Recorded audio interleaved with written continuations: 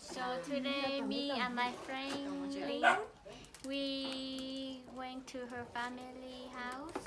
We help her family work on their farm, on the cornfields.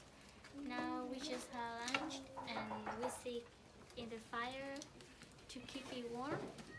And after the lunch, we'll walk on the cornfields again.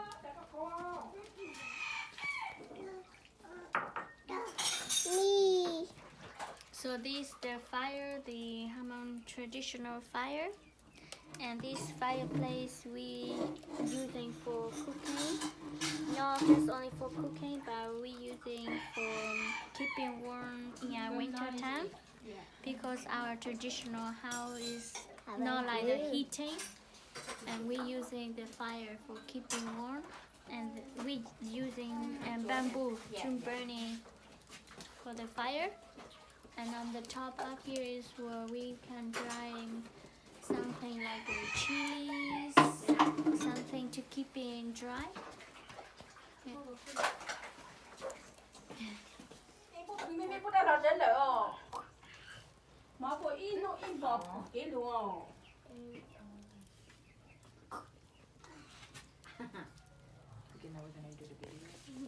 Ủa sao chọn mình no mà